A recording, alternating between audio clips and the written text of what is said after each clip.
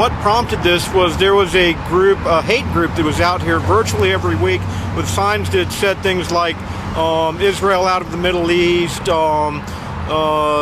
ugly things about Zionism and Israel. And the message they were broadcasting was not only a false message, but it was designed to generate hatred.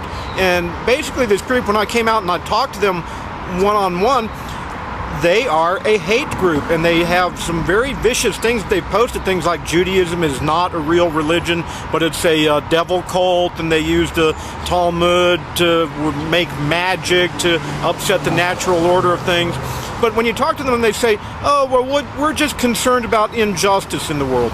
Well, there's 345 armed conflicts going on in the world right now, yet they were out here week after week for over a year focusing on strictly upon Israel. They didn't care about Darfur, they didn't care about the Congo, they didn't seem to care about anything else. And so when this group is that focused upon Israel, it's obvious that it's more than just Israel. And they try to say, well, anti-Zionism is not anti-Semitism, but when you scratch the surface, absolutely it is. Even Dr. Martin Luther King made reference to that when you talk about anti-Zionism, you really are talking about anti-Semitism. And so I thought it was time for somebody to stand up to these guys and let them know you cannot have free reign in this city. One marvelous thing about Houston as a city is we're a very multicultural city, and the various cultures in Houston get along beautifully.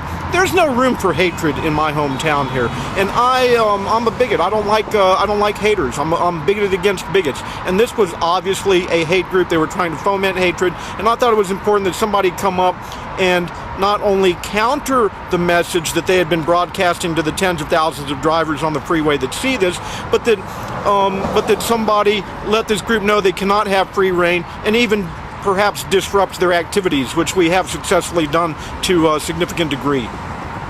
Well, unfortunately, most Americans really don't pay a lot of attention to what's going on in the world outside of America. During the genocide in Rwanda, when 800,000 people were hacked to death with machetes over a 10-month period, very few Americans knew what was going on. Very few Americans are aware of what's going on in the Congo or in Darfur today. However, the propaganda machine of the Palestinians has ramped up to the point that people are starting to take notice and feel that Israel is being a bully.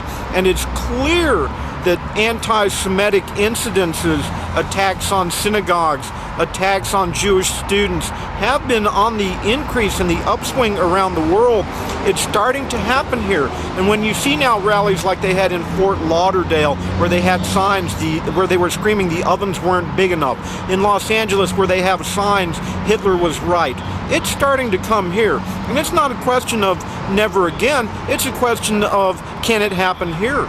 And so people's mindsets are starting to change, and people need to realize and be aware of both sides of the issues. And that's what we're trying to bring to light.